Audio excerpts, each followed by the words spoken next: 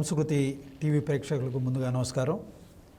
ఈరోజు మనతో ప్రముఖ జ్యోతిష పండితులు జీవీఎల్ నరసింహాచార్యులు గారు ఉన్నారు.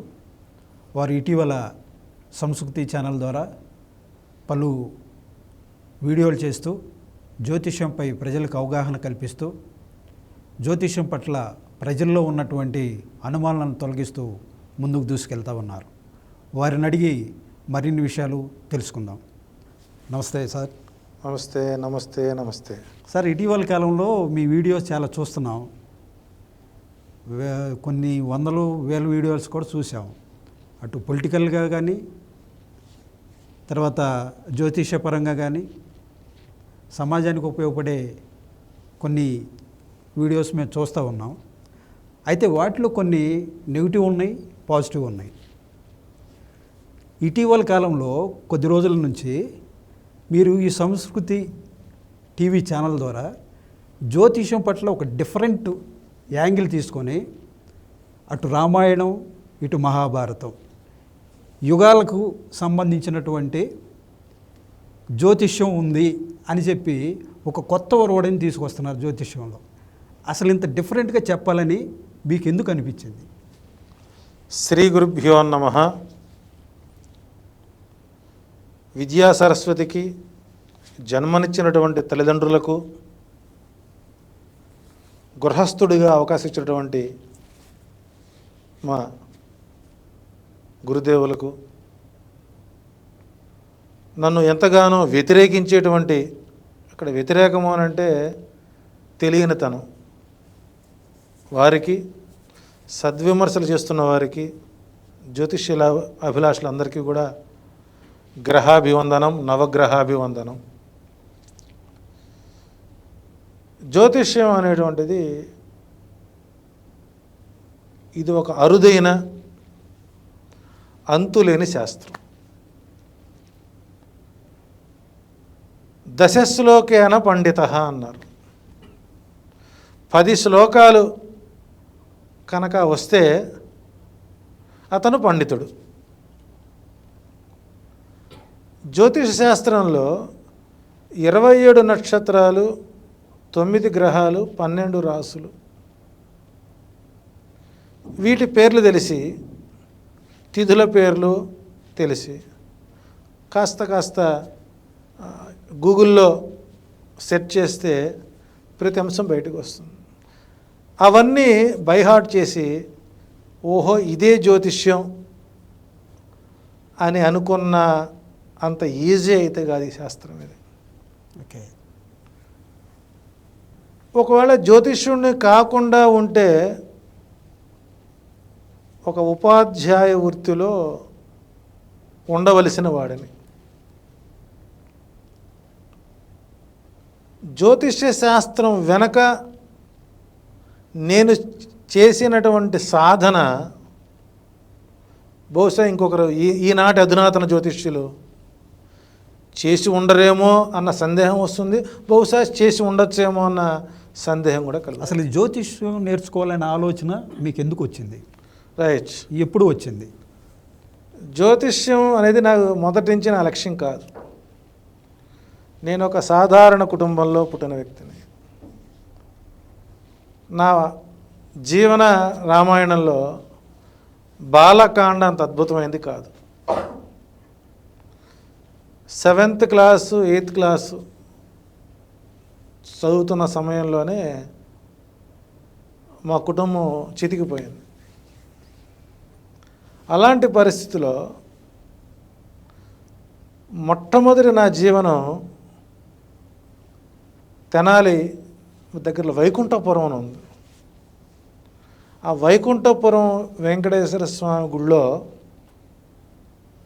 రోజు దేవుడి దగ్గర కొబ్బరికాయలు కొడటానికి వెళ్ళేవాడిని. రోజు మొత్తం కొడితే మాకు రోజుకి 30 ఇచ్చి, మేబీ రూపాయి ఇచ్చి 4 కొబ్బరి చెప్పలు ఇచ్చేవాళ్ళు. ఈ 4 కొబ్బరి చెప్పల్ని తీసుకొని వెళ్ళి తెనాలి శాలిపేటలో మన సినిమా నటి ప్రభాను ఉండేది. ప్రభ వాళ్ళ ఇంట్లో అప్పట్లో మ్యానుఫ్యాక్చరింగ్, కొబ్బరుండల మ్యానుఫ్యాక్చరింగ్ ఉండేది. ఈ 4 చెప్పులు వాళ్ళకి ఇస్తే రూపాయి ఇచ్చేవాళ్ళు. అంటే రోజుకి నా సంపాదన రూపాయి. అదొక రూపాయి, ఇది ఒక రూపాయి, 2 రూపాయలతో నా జీవనం సంపాదన మొదలైంది. ఏ వయసులో సార్? మేబీ 8th క్లాస్ చదువుతున్న సందర్భంలో. మీ స్టడీ అంతా తినాలి. తెనాలి వచ్చేసరికి నాకు మున్సిపల్ హై స్కూలు, అప్పుడు మన ఎక్స్ ఎమ్మెల్యే అనాబోతిని శివకుమార్ గారు నాకు క్లాస్మేట్. Okay okay. అట్లాగే మన ఆల్పాటి రాజా గారు మాకు సీనియర్. అట్లాంటి పరిస్థితిలో చిన్నతనంలోనే మా చిన్నతనానికి ఉద్యోగం సర్వీస్ అయిపోవడం, ఆడపిల్లలు మగపిల్లలు చదువు చెప్పి. మీరు ఎంతమంది మొత్తం? మేము 2 మగపిల్లలు 2 ఆడపిల్లలు. Father retired teacher. బహుశా ఆయన సర్వీస్ అయ్యేసరికి ఆయనకి నెల జీతం 1000 రూపాయలు వచ్చేది. అప్పట్లో ఫంక్షన్ కూడా ఇంకా కాలేదు. ఓకే. భవిష్యత్తు కోసం ఇక అడుగు వేయాల్సి వచ్చింది. నిస్సిగ్గుగా చెప్పాలి అంటే మా చిన్నతనంలో మా ఫాదర్ స్కూల్లో టీచర్గా పనిచేస్తున్నప్పుడు కొంతమంది రిటైర్డ్ టీచర్సు మా ఫాదర్ దగ్గరికి వస్తే సాటి ఉద్యోగి వచ్చాడని చెప్పేసి పిల్లలకి ఏం చెప్పేవాళ్ళంటే, ఈయన బలానా స్కూల్లో పనిచేసిన ఉపాధ్యాయుడు, ఈయన రిటైర్డ్ అయిపోయాడు, ఇంకా ఫంక్షన్ రావటం లేదు, కాబట్టి మీ ఇంట్లో మీ పెద్దవాళ్ళని సంప్రదించి ఒక్కొక్కళ్ళు 5 పైసలో 10 పైసలో పావలాను తీసుకొని వచ్చి ఆ మాస్టర్ గారికి ఇస్తే మీ అందరి పేరుతో ఆయన ఒక పూట భోజనం చేస్తాడన్నటువంటి ఒక మెసేజ్ మా ఫాదరు తరచుగా ఇస్తుండేవాడు. ఆ స్కూల్ మొత్తం మీద వస్తే గట్టిగా 10 రూపాయలు వచ్చేదేమో. అప్పట్లో ఆ 10 రూపాయలు తీసుకుని ఆ పంతులు గారు ఆశీస్సులు అందిస్తుండేవాడు. సేమ్ అలాంటి సిచ్యువేషనే మా ఫాదర్కి వచ్చింది. ఓకే. ఐతానగర్ హై స్కూల్లో అట్లాగే కొన్ని స్కూల్స్ తిరిగేవాళ్ళు. అవి తెచ్చుకొని తిన్నటువంటి పరిస్థితులు, ఆ విషయం నాకు మా ఫాదర్ తప్ప ఎవరు తెలియదండి. మా ఇంట్లో ఎవరు తెలియదు. నేను సంచి పక్కన పడేసేవాడిని, ఇద్దరం కలిసి వెళ్ళేవాళ్ళు. ఆ రోజుల్లో బతకలేని బడిపంతులు అనేవాళ్ళు కదా. ఆ రోజు బతకలేని బడిపంతులు ఇప్పుడు బ్రతుకును చూపించే బడిపంతులు అయ్యారు. బతుకును చూపిస్తున్నారు. సో మనం ఆ విద్యారంగానే మన హ్యాట్స్ ఆఫ్ చెప్పాలి. ఆ తర్వాత లక్ష్మీ థియేటర్ ఒకటి, నాజర్పేటలో వెంకటేశ్వర థియేటర్ ఒకటి, సత్యనారాయణ థియేటర్ ఉంది, 3 ఉన్నాయి. అవును. ఈ 3 థియేటర్లో అప్పుడు మనకు high school morning evening college ఉండేది. మధ్యాహ్నం 12 గంటలకి స్కూల్ అయిపోయేది. ఫస్ట్ మ్యాట్నీ షో ఆపరేటర్గా సత్యనారాయణ థియేటర్లో పనిచేశాను. ఫస్ట్ షో వచ్చేసరికి లక్ష్మీ థియేటర్లో పనిచేసేవాడు. లాస్ట్లో వెంకటేశ్వర హాల్ సెకండ్ షో చేసి వచ్చేవాడు. దీనివల్ల నాకు విద్యకు అంతరాయం కలిగేది.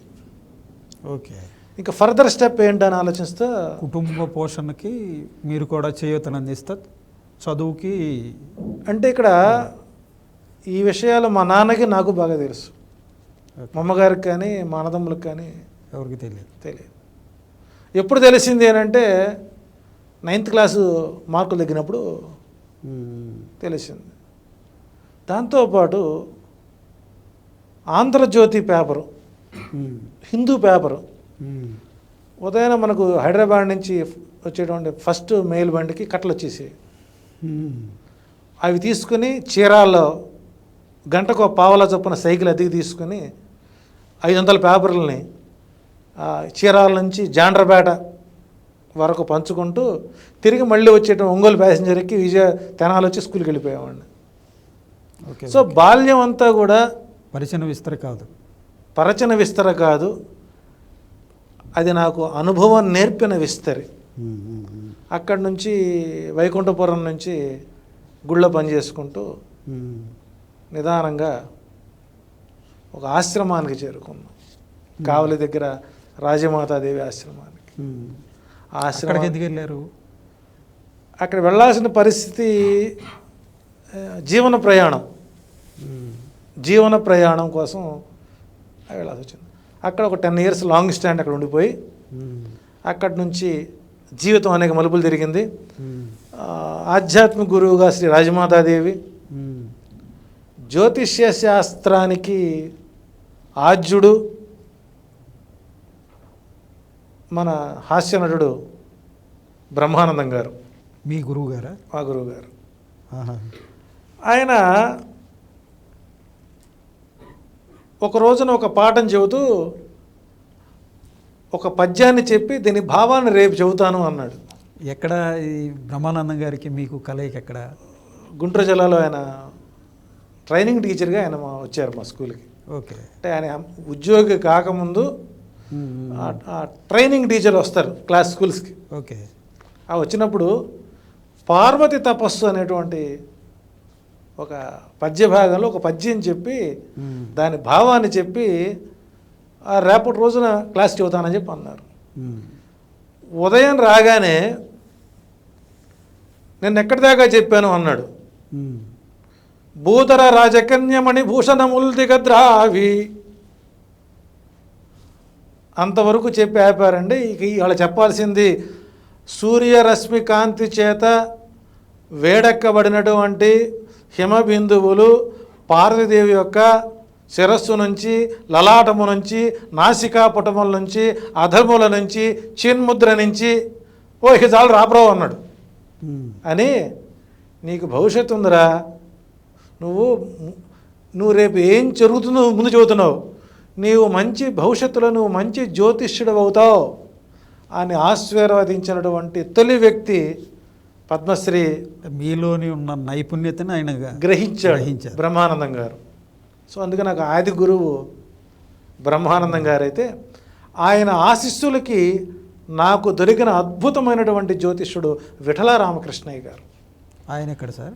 విజయవాడ మాచవరం టౌన్లో ఆంధ్రపత్రికకు తొలి వ్యాసాలు, ఆస్ట్రాలజీ వ్యాసాలు రాసేవారు. ఓకే. ఆయన దగ్గరికి వెళ్ళాను. నీ నక్షత్రం ఏంటో అన్నాడు, నీ రాశి ఏంటి అన్నాడు. ఓకే, నీవు నా దగ్గర జ్యోతిష్యం నేర్చుకోవాలనుకుంటే 60 సంవత్సరాల పేర్లు తప్పు పోకుండా ఒక ఆర్డర్లో చెప్పుకురా. 60 సంవత్సరాల పేర్లు అంటే ప్రభవ, విభవ, ధాత, ప్రజోత్పత్తి, తెలుగు సంవత్సరాల పేర్లు 60 ఎక్కడ జంబిలింగ్ కాకుండా చెబితే నేను జ్యోతిష్యం నేర్పుతానన్నాడు. పెద్ద పరీక్ష పెట్టారు. మహాపరీక్ష. మహామహోపాధ్యాయులకు కూడా అంతటి పరిస్థితాన్ని కూడా చాలా చిన్నదే కదా అని 2 1 2 2 4 2 3 6 60 సంవత్సరాల పేర్లు బైహార్ట్ పట్టుకెళ్తాం. ఆయన మెట్లెక్కగానే మర్చిపోవడం. ఈ 60 సంవత్సరాల పేర్లు వల్లె వేయడానికి 6 నెలలు పట్టింది నాకు. 6 నెలల తర్వాత కూర్చో అన్నాడు. చెప్పారు అప్పటికి? చెప్పాను. ఓకే. చెప్పిన తర్వాత పేపరు పెన్ను పెట్టకుండా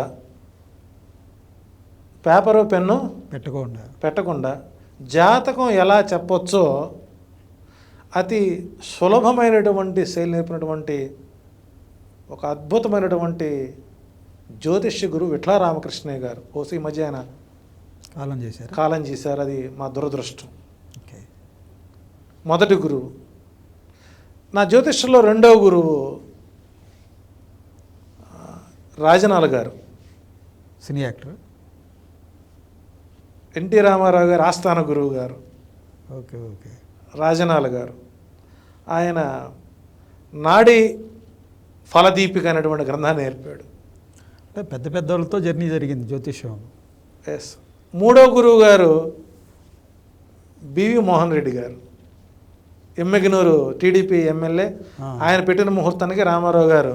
అవునవునవును, ఆ పేరెన్నో. ఈ రాజనాల గారు, బివి మోహన్ రెడ్డి గారు నా గురువులైతే నన్ను ఎన్టీ రామారావు పరిచయం చేశారు. వీళ్ళు రోడ్ నెంబర్ 12లో ఉన్నప్పుడు. ఓకే. ఈయన మాకు జ్యోతిష్య గురువు గారు ఉన్నారు. కూర్చోండి బ్రదర్, ఏమి గ్రహాలు ఏం గోచరిస్తున్నాయి మాకు. అప్పుడు మీరు చాలా చిన్న వయసు, యంగ్ వయసు. అప్పటికి పూర్తిగా కూడా మనకు నువ్వు మీసాల వయసు. అంటే ఒక్కొక్క గురువు దగ్గర ఒక్కొక్క భావాన్ని నేర్చుకుని 12 సంవత్సరాల కష్టపడితే జ్యోతిషం నేర్చుకొని 2 సంవత్సరాలు అప్రెంటిస్ ఒక సిద్ధాంతి దగ్గర ప్రాక్టీస్ చేశాను. అదే మన తెనాలి దగ్గర చంద్రావూరులో గణపతి శాస్త్రి గారని ఆయన ముహూర్తం పెట్టాడంటే అది దైవ ముహూర్తమే, బ్రహ్మ ముహూర్తమే. ఆయన దగ్గర ముహూర్తాలు పెడతాను నేర్చుకొని అక్కడ కొన్ని వేల జాతకాలు చేయడం వల్ల ఇప్పుడు నాకు అది చాలా ఈజీ అయిపోయింది. ఆ తర్వాత 25 సంవత్సరాల వయసులో 11 రూపాయలకి హైదరాబాద్ సనత్ నగర్ వెంకటేశ్వర స్వామి గుడి దగ్గర తొలి జాతకం చెప్పా 11 రూపాయలకి. అప్పుడు ప్రపంచాన్ని జయించినంత ఆనందం కలిగింది. హైదరాబాద్ ఎందుకు రావాల్సి వచ్చింది? సరదాగా వచ్చాను హైదరాబాద్ చూద్దామని. తెలిసిన ఫ్రెండ్ సనత్ నగర్లో ఉన్నాడు, ఆ గుళ్ళో అర్చకుడు. మా వాడు జాతకాలు బాగా చెబుతాడండి అన్నారు. ఆయన అడిగాడు చెప్పండి అన్నారు, చెప్పించుకున్నారు. ఈ రోజున అతి పెద్ద ఫార్మా కంపెనీ. ఎవరు అవుతాం ఏంటి ఫార్మా కంపెనీ. ఆ రోజు ఆయన అప్పుడు ఆయన ఇంటర్మీడియట్ చదువుకుంటున్నాడు, బైపీసీ అయింది. ఫార్మా వైపు వెళితే బాగుంటుందన్నాం, వెళ్ళారు. ఆ ఒక్క మొక్క చెప్పి 11 రూపాయలు చదివిపెట్టు, కొత్త 10 రూపాయలు కాదు, కొత్త రూపాయలు కాదు. ఇప్పటికి నా జాగ్రత్త దాన్ని నా తొలి సంపాదనగా పెట్టుకున్నాను. అంటే ఇక్కడ జ్యోతిష్యం అనేటువంటిది చాలా ఈజీ అనుకుంటారు, అది చాలా కష్టం. నేను ఇప్పటిదాకా నా యొక్క వైఖరిని చూశారు, నేను ఎలా మాట్లాడతాను, ఎలా చెప్తానని. కానీ సంస్కృత టీవీకి రాకముందు నేను జ్యోతిష్యుడిని. సంస్కృతి వచ్చిన శాస్త్రవేత్తగా నన్ను మార్చింది సంస్కృతి టీవీ. ఈ తర్వాత ఈ క్రమంలో మీకు ఎదురైన సవాళ్ళు కానీ అవమానాలు కానీ ఉన్నాయి జ్యోతిష్యం? అవమానాలు అనేటువంటిది భరించాను. ఏ సందర్భంలో? అనేక సందర్భాలు. మచ్చుకొకటి వృత్తిపరమైన లోపాలు జరుగుతాయి. ఒక వైద్యుడు ఒక పేషెంట్ని ప్రమాదకర పరిస్థితిలో ఉన్నప్పుడు బ్రతికించడానికి ప్రయత్నం చేస్తాడు. ఆ క్రమంలో ఆ జీవికి ఇబ్బంది కలగచ్చు. అట్లాగని వైద్య రంగాన్ని తప్పు కాదు, వైద్యుడు తప్పు కాదు, వృత్తిపరమైనటువంటి దోషం. ఒక అడ్వకేట్కి ఒక కేసు నమ్మి ఇస్తాం, ఆ అడ్వకేట్ మనల్ని గెలిపించడానికి, మనల్ని ప్రొటెక్ట్ చేయడానికి ప్రయత్నం చేస్తాడు. అక్కడ ఉన్నటువంటి సబ్టమ్స్ అదని ఉంటారు మీ భాషలో సర్కమ్స్టెన్స్. ఆ పరిస్థితిలో కొన్ని ఫెయిల్ అవుతాయి.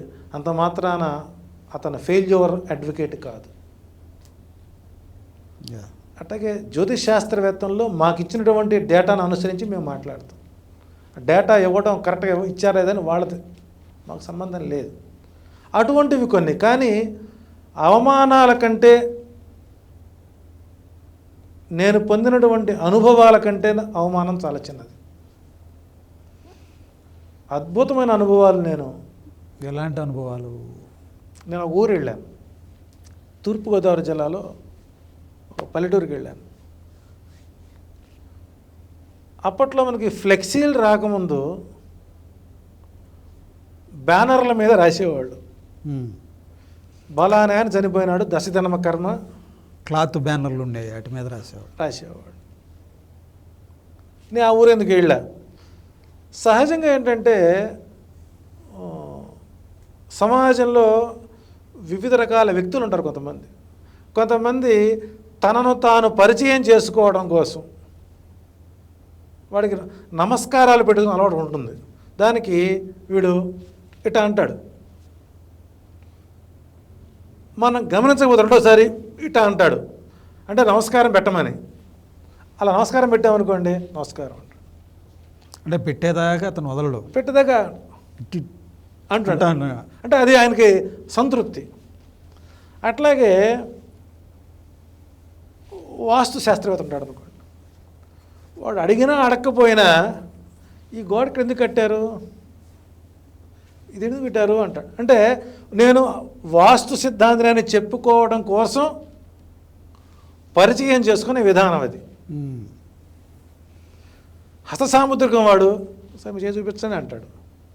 నేను చేస్తానని. సరే నేను ఊళ్ళోకి వెళ్ళిన తర్వాత ఆయన ఫోటో వేసి బ్యానర్ వేశారు. నేను ఊరుకోవచ్చుగా, కొత్తగా ప్రాక్టీస్ నాది. ఈయన బతికే ఉన్నాడు అన్న.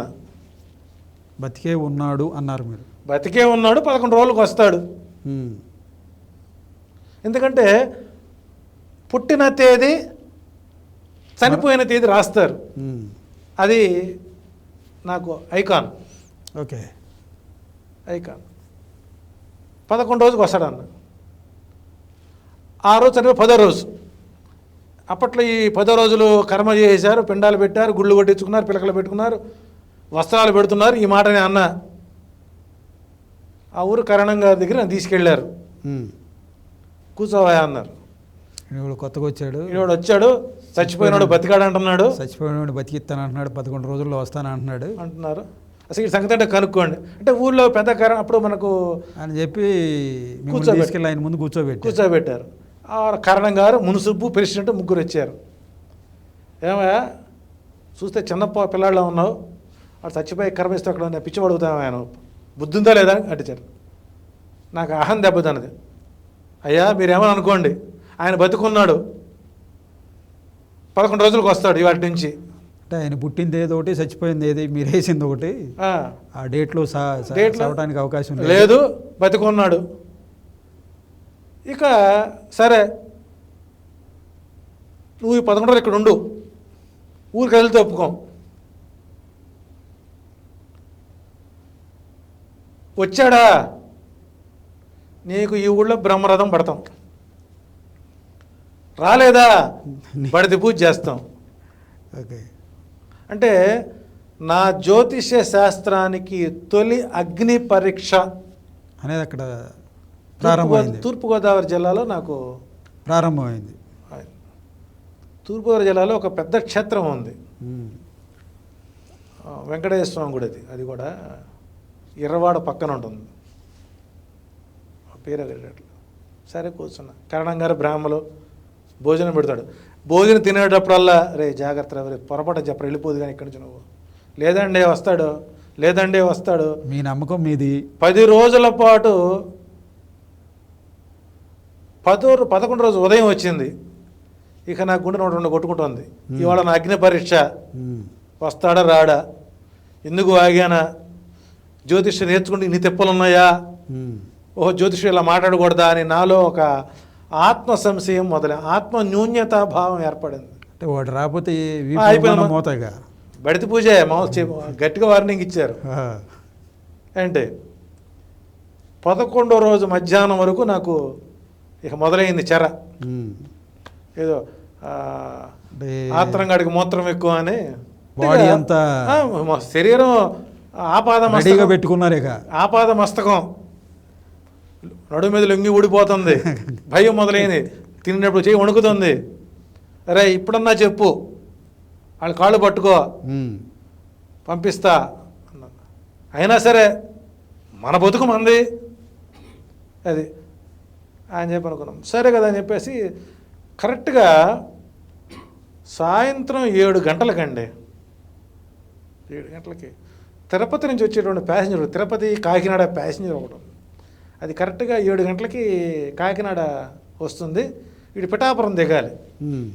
దిగి వీడు శుభ్రంగా గుండు కొట్టించుకొని పైజమాలు చేసుకొని లడ్లు సంచి పట్టుకుని దిగాడు. అమ్మాయా ఆ స్టేషన్లో చూసిన వాళ్ళు ఒరే వెంకట్రాయుడు దైవే తిరుగుతున్నాడు రా అని పిఠాపురం స్టేషన్ నుంచి ఊళ్ళోకి పరిగెత్తుకుంటూ వస్తున్నారు.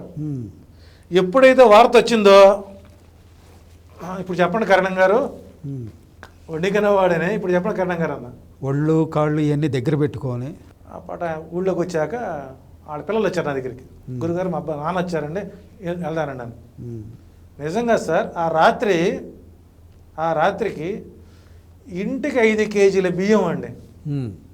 ఇంటికి 5 కేజీల బియ్యం, 5 కేజీల బియ్యం, 100 గృహాల ఊళ్ళో ఇంటికి 5 కేజీల బియ్యం. ఎందుకంటే నాకు ఎన్ని బియ్యం వచ్చి ఉంటాయి చెప్పండి? 500 కేజీలు. 500 కేజీల బియ్యం ఇంటికి 50 రూపాయల చొప్పున ఇచ్చి బట్టలు పెట్టి మళ్ళీ ఈ బియ్యం మొత్తాన్ని ఎక్కడ మోసుకెళ్ళాలా, కాకినాడ వచ్చి వాడే డబ్బులు అమ్మిచ్చి డబ్బులు ఇచ్చి నన్ను మళ్ళీ గౌతమి ఎక్స్ప్రెస్కి ఎక్కించి తెనాలు దించారండి. ఇది ఎన్ని సంవత్సరాల క్రితం అయి ఉండదు సార్? 30 ఏళ్ల క్రితం. ఎలా చెప్పగలిగాము అదే ఎలా చెప్పగలిగారు అనేదే జ్యోతిష్యం. అదే ఎలా చెప్పగలిగారు అంటున్నా. అంటే ఇక్కడ డేట్ ఆఫ్ బర్త్ కన్ఫ్యూజ్ ఉంటుంది. అంటే ఇక్కడ మా దగ్గరకు వచ్చినటువంటి వ్యక్తులు చెప్పేటువంటి డేట్ ఆఫ్ బర్త్ ఎప్పుడు మేము దాన్ని ప్రామాణికంగా తీసుకోండి. ఇక్కడ పతనావస్థలు కొన్ని ఉంటాయి జ్యోతిష్యంలో. అంటే భూపతనావస్థ, పిల్లవాడు భూమి మీద పడిన సమయం ఒక క్యాలిక్యులేషన్. శిరశ్ఛేదన, తల బయటకు వచ్చినటువంటి సమయం ఏంటి. మూడోది ఆ పిల్లవాడు ఏడ్చిన సమయం. ఇట్లా అనేక రకాల ప్రామాణిక. కానీ నరసింహాచార్యుడు అనేది అతీతుడు, అవి తీసుకోడు. వీళ్ళు చెప్పిన డేట్ ఆఫ్ బర్త్ ప్రకారం 9 months 9 days మగపిల్లవాడికి వెళితే అదే లగ్నం రావాలి. ఆడపిల్లకి 10 నెలల 10 రోజులకి వెళితే ఆ లగ్నం రావాలి. ఈ రెండు కరెక్ట్గా రాకపోతే మరొక కోణంలోకి వెళ్తాం. సో ఇవన్నీ కూడా మనకు అనేక రకాల సంహితలు ఉన్నాయి. దక్షిణ భారతదేశంలో నాది అతిపెద్ద లైబ్రరీ. నేను నిత్యం గ్రహాల మధ్య తిరుగుతుంటా. కనపడ్డ పుస్తకం వల్ల కొంట చదువుతా. అందులో తప్పు కట్టిన పుస్తకం పక్కన బారేస్తా. పుస్తకం పక్కన బారేసినవి 1,00,000 పుస్తకాల దగ్గర ఉన్నాయి, ఆ తప్పు అనిపించినవి. కాబట్టి ఒక వ్యక్తి యొక్క డేట్ ఆఫ్ బర్త్ ప్రకారం డెడ్ లైన్ చెప్పచ్చు. ఇప్పుడు డేట్ ఆఫ్ బర్త్ కరెక్ట్గా లేనప్పుడు దానికి వేరే క్యాలిక్యులేషన్ వెళ్ళచ్చు మనం. అది మనం రాబోయే ఎపిసోడ్లో మనం చెప్పుకుందాం. సో కాబట్టి ఆ వ్యక్తి బతికి రావడం అనేటువంటిది ఆశ్చర్యపరిచింది. ఆ గ్రామాల్లో నాకు ఇప్పటికీ కూడా మంచి గుర్తింపే. నా కష్ట సమయంలో కూడా ఆదుకున్నది ఆ ఊరే. అరే గురుగారి కష్టం వచ్చింది కాబట్టి మనం నిలబడాలి. వెళ్ళొస్తూ ఉంటారు ఆ గ్రామం. వెళ్ళొస్తుంటాను. ఆయన గత వైసీపీ గవర్నమెంట్లో ఆ చనిపోయిన వ్యక్తి బతికి వచ్చినటువంటి అబ్బాయి కూడా లాస్ట్ గవర్నమెంట్లో ఎమ్మెల్యేగా పనిచేశాడు. ఓహోహో. అట్లాగే చెప్పి ఇవాళ సందర్భంగా చెప్పాల్సి వచ్చింది కాబట్టి చెబుతున్నా విషయాన్ని. ఈ జ్యోతిష్యాన్ని నమ్మాలా, కష్టాన్ని పనిని నమ్మాలా? జ్యోతిష్యం నమ్మాలా వద్దా అనేటువంటిది వారి విశ్వసనీయత మీద ఉంటుంది. నేను నమ్మమని నేను చెప్పను. జ్యోతిష్యం అన్న అర్థం వేరు. బహుశా మీకు కూడా దాని మీనింగ్ తెలియదేమో అనుకుంటున్నాను. జ్యోతిష్యం వేరు, జాతకం వేరు. మన దరిద్రం జాతకమే జ్యోతిష్యం అయింది. జ్యోతిష్యం అనేటువంటిది ఒక సమిష్టి శాస్త్రం. కేవలం మానవుల కోసం నిర్మాణమైంది జాతకం కాదు, జ్యోతిష్యం కాదు. జాతకం మానవ నిర్మితం, జ్యోతిష్యం విశ్వ నిర్మితం. కాబట్టి ఈనాటి అధునాతన జ్యోతిష్యులకి దాని డెఫినేషన్ అనేటువంటి తెలియదు అని అనుకుంటున్నా అని నా భావన అని కొంతమంది అంటున్నారు. ఇక్కడ జ్యోతిష్యం 3 రకాలైనటువంటి కర్మలను అనుసరించి ఉంటుంది. జ్యోతిష్యం నమ్మకపోవడం కర్మే, జ్యోతిష్యం నమ్మడము కర్మే. జ్యోతిష్యంలో 3 కర్మలు ఉంటాయి. ఒకటి జ్యోతిష్యం తెలుసుకోవడం కర్మ, జ్యోతిష్యం ఆచరించడం కర్మ, జ్యోతిష్యం గురించి విమర్శించడం కర్మ. ఇవన్నీ కూడా ఆ గ్రహాల యొక్క స్థితులను బట్టే ఉంటాయి. అసలు ముందు ఆ 3 కర్మలు తెలిస్తే.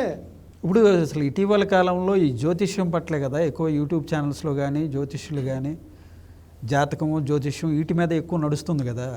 వినేటువంటి వాడు వింటున్నారు కాబట్టి చెప్పేవాడు చదువుతున్నాడు. అంటే మీరు చెప్పేదాన్ని బట్టి జ్యోతిష్యానికి జాతకానికి సంబంధం లేదా? It's a quite different content.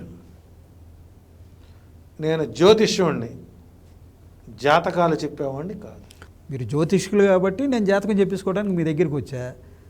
జ్యోతిష్యానికి జాతకానికి తేడా ఉన్నప్పుడు ఉపాధ్యాయుడు వేరు, టీచర్ వేరు, మాస్టర్ వేరు, ప్లేడర్ వేరు, లాయర్ వేరు, అడ్వకేట్ వేరు, న్యాయమూర్తి వేరు. డాక్టర్లు ఎన్ని రకాల విభాగాలు ఉన్నాయి. జ్యోతిష్య శాస్త్రంలో శబ్దభేది అనే విద్యను అభ్యసించిన ఏకైక జ్యోతిష్యుడు నేను తెలుగు రాష్ట్రాల్లో. శబ్దభేది అనేది ఒక అద్భుతమైనటువంటి ప్రక్రియ. దాన్ని మనం చెప్పాలి అంటే ఇందాక నేను చెప్పినటువంటి కర్మల గురించి తెలుసుకోవాలి. దృఢ కర్మలు, అదృఢ కర్మలు, దృఢాదృఢ కర్మలు 3 రకాలు ఉన్నారు. దృఢ కర్మలు, అదృఢ కర్మలు, దృఢాదృఢ కర్మలు. ఈ 3 కర్మలు గురించే జ్యోతిష్యంలో 1400 సూత్రాలు ఇచ్చారండి.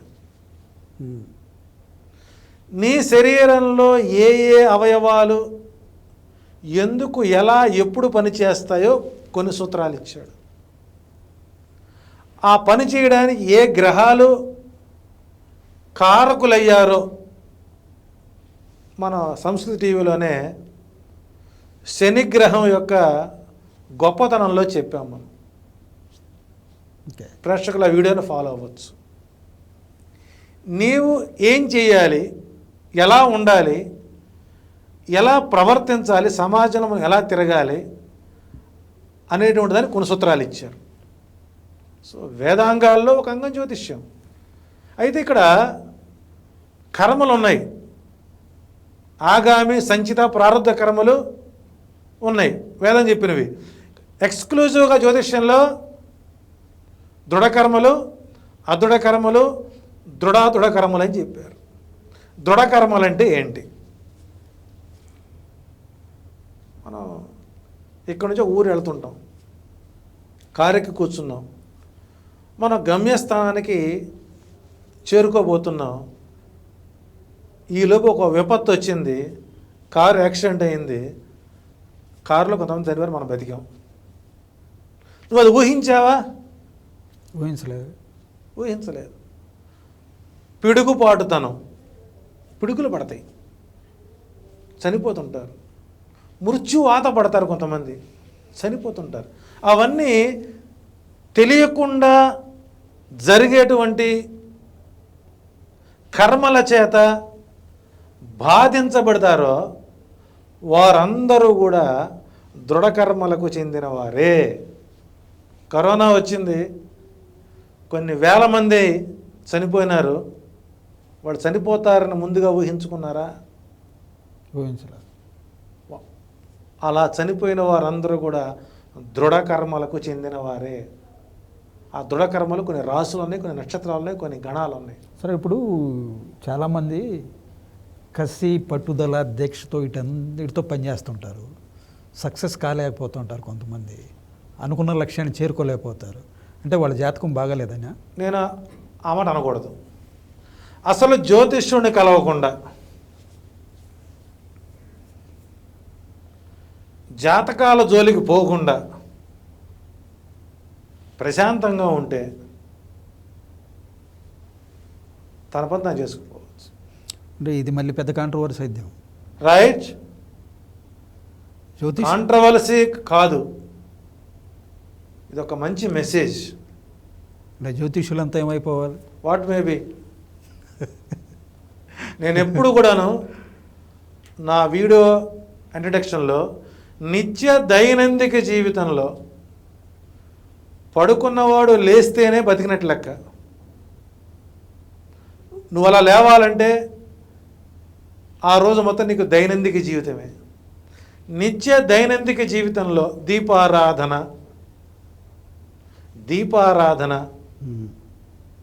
మీ తల్లిదండ్రుల ఆశీస్సులతో, ఈ 3 సూత్రాలు కనుక మనం పాటిస్తే జాతకంతో పనే ఉందండి. మీరు ఆ పని చేయడం లేదు కాబట్టి, మీరు నిత్యము దీపారాధన చేయడం లేదు కాబట్టి మీరు మమ్మల్ని ఆశ్రయిస్తున్నారు. నీవు నిత్యము దైవ ఆరాధన చేయడం లేదు కాబట్టి మా దగ్గరికి వస్తున్నారు. మీ తల్లిదండ్రులు మీరు పాద పూజ చేయడం లేదు కాబట్టి మీరు మా దగ్గరికి వస్తున్నారు. మీరు ఆ 3 మీరు చేసినట్లయితే, ఈ జ్యోతిష్యాలు ఏమి నమ్ముకోకుండా ఈ ఉడిపనాడు చేసుకొని ఖచ్చితంగా ఏదైతే అనుకున్నాడో దాని వైపు వెళ్తే ఏదో లక్ష్యాన్ని చేరతాడు. అంటే ఇక్కడ అంటే ఇది మైండ్లో పెట్టుకోకూడదు అంటారు జ్యోతిష్యాన్ని. ఇప్పుడు నాకు షుగర్ ఉంది, 360 degrees ఉంటుంది నాకు. ఫర్ డే నువ్వు ఎప్పుడైనా టెస్ట్ చేసుకోండి, 360 తగ్గదు, ట్యాబ్లెట్ వేయను. నేను దాన్ని బుర్రకు ఎక్కించుకోవాలా, నాకు 360 షుగర్ ఉంది కదా, నాకేమైనా అయిపోతుందేమో, కిడ్నీ ఫెయిల్ అవుతుందేమో, లివర్ దెబ్బతింటుందేమో, అన్నీ తింటాను, అన్నీ అనుభవిస్తాను. మన బతుకు మంది.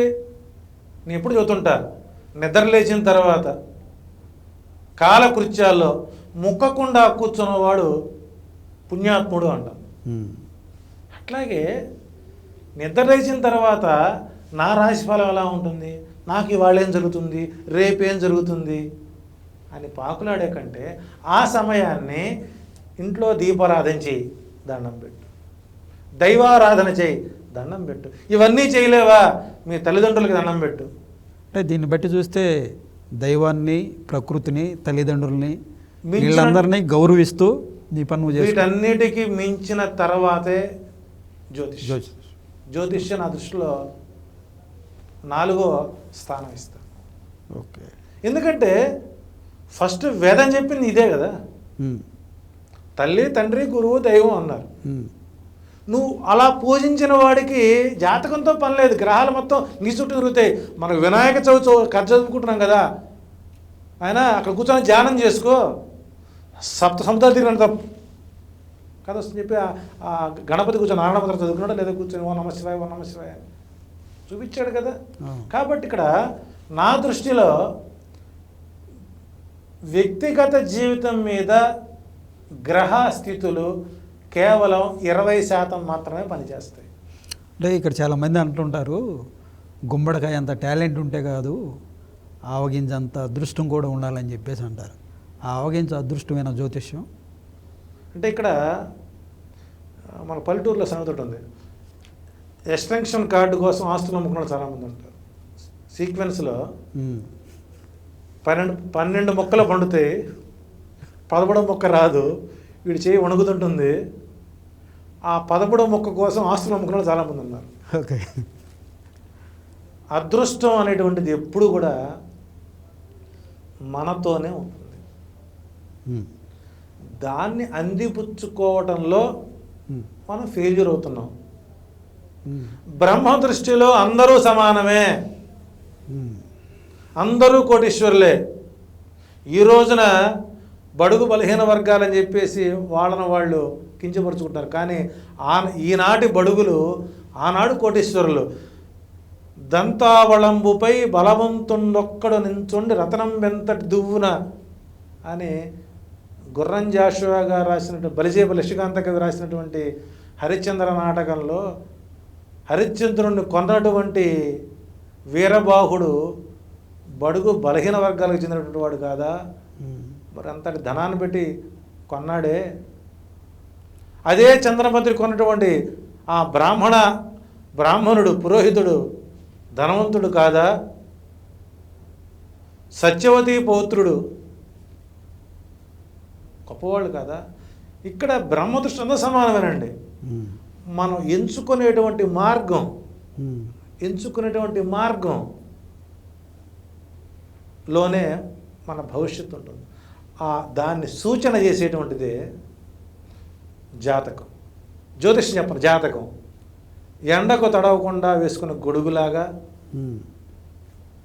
నావికుడికి ఒక చుక్కాని మాదిరిగా మనల్ని ఈ మార్గాన్ని వెళితే బాగుంటుందేమో ఆలోచింపచేసేది జాతకం. అసలు ఇటీవల కాలంలో అచ్చంగా రంగురాళ్ళు, దర్శనాలు వీటికి ఎక్కువ ప్రాధాన్యత ఇస్తున్నారు కదా. దరిద్రాలకు అనంతకోటి ఉపాయాలని ఉంటుంది, అది మనం పల్లెటూరు చెప్పుకున్నాం. రాళ్ళు రకరకాలు, వాటికి ఎంఆర్పి ఉండదు. భారతదేశంలో ఒక రంగురాళ్ళ మీద జరిగేటువంటి వ్యాపారం జిఎస్టీ కూడా దొరకకుండా ఉంటుంది. సో అవి ఎంతవరకు పనిచేస్తాయంటే ఆ సజెషన్ చేసే వ్యక్తిని యొక్క మైండ్ సెట్ని బట్టి ఉంటుంది. సహజంగా గతంలో మనకు ఆయుర్వేద శాస్త్రాలు ఎక్కువ వాడేవాడు. రత్న భస్మం అని చెప్పేసి, రత్న భస్మాలు ఒక్కొక్క వ్యాధికి ఒక్కొక్క రకమైనటువంటి రత్నం దాని ఇంటిగ్రేట్స్ కలిపి భస్మం చేసి పౌడర్ ఇచ్చేవాడు. అంటే ఈ రంగురాళ్ళు దాని ప్రభావం పనిచేస్తుంది అంటారా? ఉంటుందా అనుకుంటున్నాను నేను కూడా. అంటే నేనే పెట్టుకోలేదు, చూశారు కదా. సో ఉంటుంది, లేకుండా ఎందుకు ఉంటుంది? ఇప్పుడు ఒక రాయిని చూసి మనం బొడ్డు రాయిని చూసి పూజ చేస్తున్నప్పుడు అందులో శక్తి ఉందనే కదా. సో ఇక్కడ అంటే విశ్వాసాల మీద ఆధారపడు. అవి పని చేసాక సెకండ్ విశ్వాసం, విశ్వాసమే ఆయుధం. సో కాబట్టి పెట్టుకోవచ్చు, నమ్మొచ్చు. వాడు పని చేయకపోతే ఆ పెట్టిన వాడిని ఆ రాయి పగిలిపోయే వరకు తిట్టవచ్చు. చక్కగా ప్రథమ విభక్తులు, తృతీయ విభక్తి, విభక్తి ప్రత్యయాలు మొత్తం చెబుతారు. గుడింతలు సహా వస్తాయి బయటికి. ఇప్పుడు మీరు జ్యోతిష్ గారిని కాకుండా ఈ పద్యాలు ఈ పాడుతున్నారు, ఎక్కడ నేర్చుకున్నారు? బేసికల్గా నేను తెలుగు టీచర్ని. నాకు మరొక అజ్ఞాత గురువు అగస్త్యుడు. ఓకే. అంటే జ్యోతిష్యానికి నాకు బీజం అగస్త్యుడు కూడా. వ్యాసుడు కాశీ నగరాన్ని విడిచి వస్తున్నప్పుడు ఒక నదీ తీరంలో అగస్త్యుడు ఎదురుపడతాడు. అగస్త్యుడి యొక్క ముఖాన్ని చూసి ఆమందాకిని యాత్రివేణి వలలన్ బాబాక్య కక్షాస్థలం భామధ్యాంతర కక్ష ఆ విమల దివ్య జ్యోతిర్జుంభణ మదించింతింప కాశీ మహాగ్రామం విప్పుడు నాకనుంగవకు సాక్షాత్కారమయ్యన్ అని.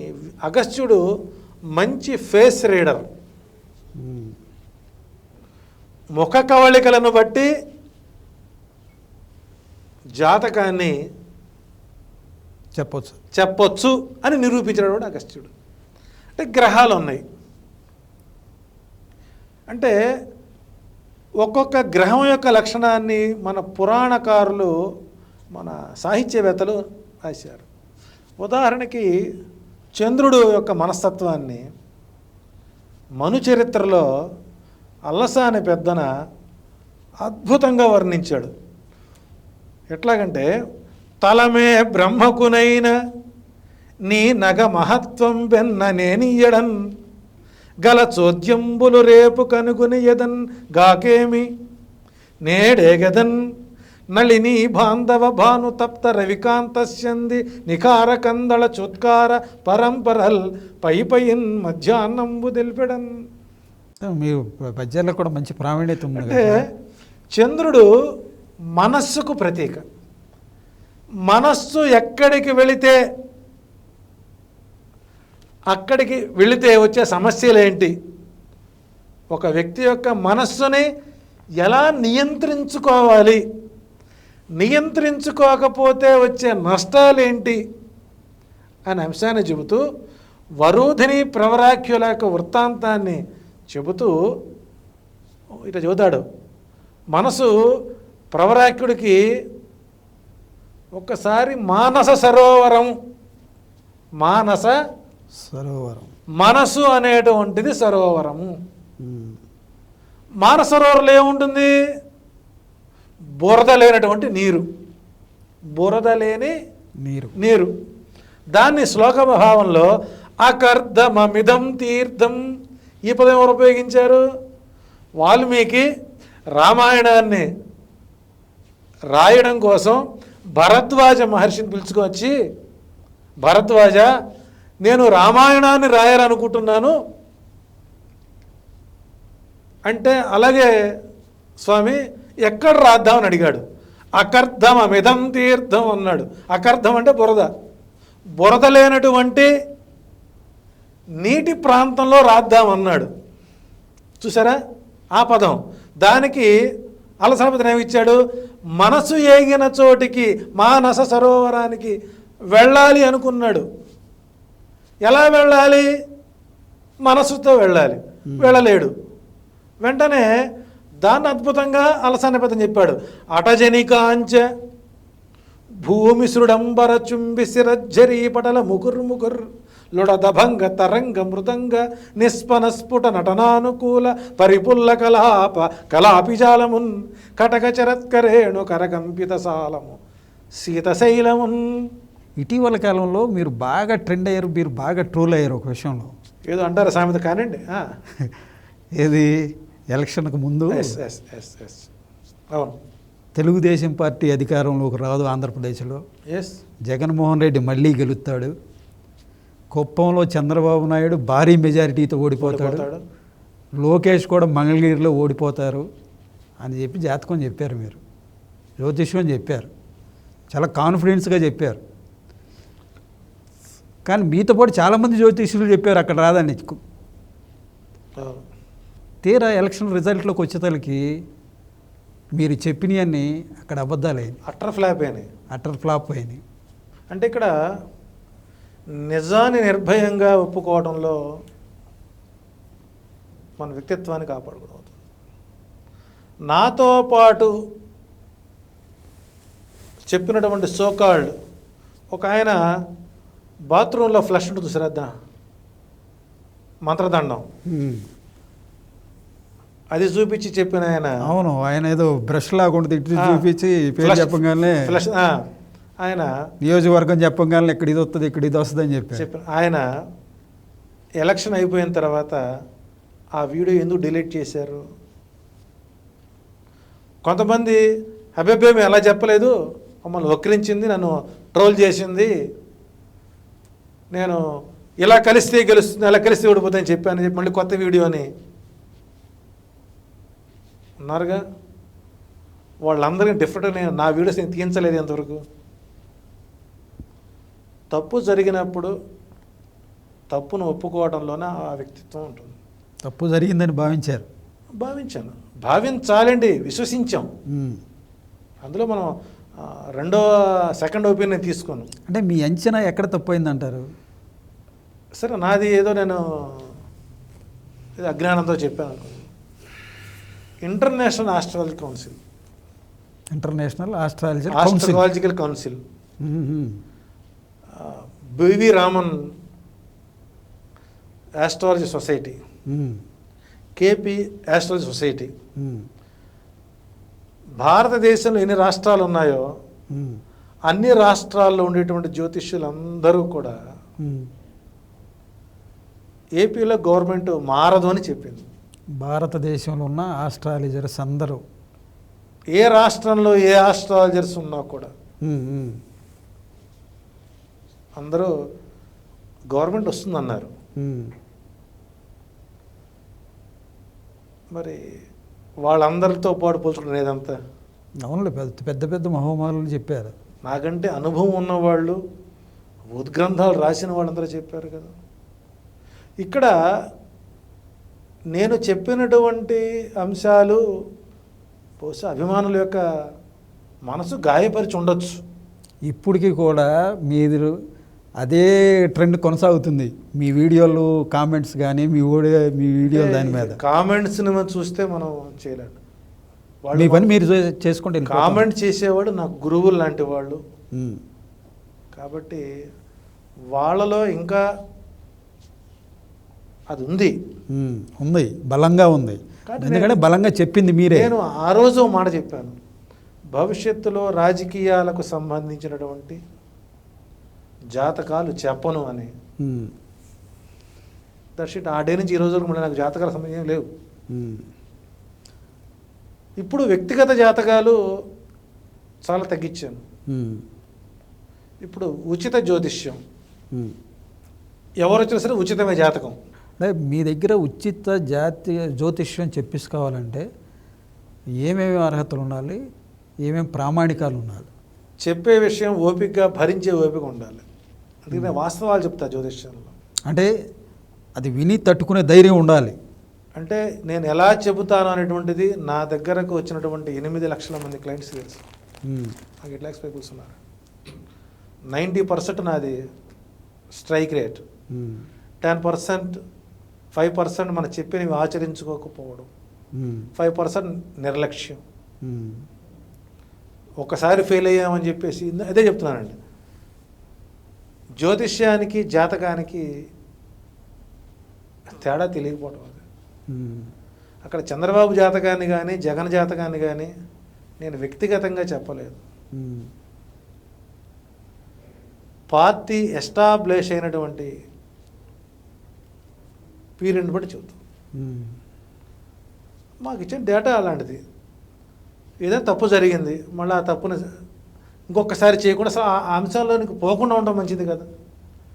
కాకపోతే నన్ను పాడు చేసింది మాత్రం ఒక రకంగా చెప్పాలంటే యూట్యూబే అనగా చూద్దాం. ఎందుకంటే నన్ను పిలిచినటువంటి కంటెంట్, ఇప్పుడు మనం కూర్చున్నాం, మీ మొత్తం చర్చ వచ్చింది, మీరు కూర్చున్నప్పుడు ఆలోచన క్రమేణా మీ ఆలోచన మారిపోయింది, డిఫరెంట్గా వచ్చేసారు. అంటే నాలో సబ్జెక్టు చెప్పించాలని ఉద్దేశం వచ్చి మళ్ళీ ఇక్కడికే వచ్చారు మీరు ఫైనల్గా. అంటే గతంలో కూడా సేమ్ ఇదే జరిగింది. నన్ను సబ్జెక్టు వరకు పిలుచుకొచ్చి లాస్ట్ క్వశ్చన్ ప్రభుత్వం ఎలా ఉంటుంది అని కామన్గా అన్న పదాన్ని తీసుకొని వచ్చి, సరే ఎటు మునిగాం, పడవ మునిగింది, ఇప్పుడు ఆ జాకెట్ వేసుకుంటే వేసుకోపోతే ప్రాణం పోయేటప్పుడు. కాబట్టి నా అంచనా ఏంటంటే, నా మీద పబ్లిక్ అభిమానం ఏంటంటే నన్ను జ్యోతిష్గా కూడా అనుకున్నారు తప్ప పొలిటికల్ అనలిస్ట్ కూడా అనుకోలేదు. సో కాబట్టి ఆ రంగం వదిలేసాం, ఈ రంగానికి వచ్చాం, మళ్ళీ కొత్త జీవితాన్ని మొదలుపెట్టాం. భవిష్యత్తులో ఏంటి పరిస్థితి? భవిష్యత్తులో రాజకీయాలకు సంబంధించినటువంటి ప్రిడిక్షన్స్ నరసింహాచార్యుల నోటి తెలిసినా కూడా బహిర్గతం చెయ్యడు. ఇది నా శాస్త్రం మీద ప్రమాణం. Okay sir, thank you Narasimha Rao గారు. ఈ సంస్కృతి టీవీ ప్రేక్షకులకు మరి నేను అడిగినటువంటి ప్రశ్నలకు ఓర్పుతో సమాధానం చెప్పినందుకు మీకు ధన్యవాదాలు తెలియజేస్తూ మరొక వెబ్సైట్లో మళ్ళీ కలుద్దాం.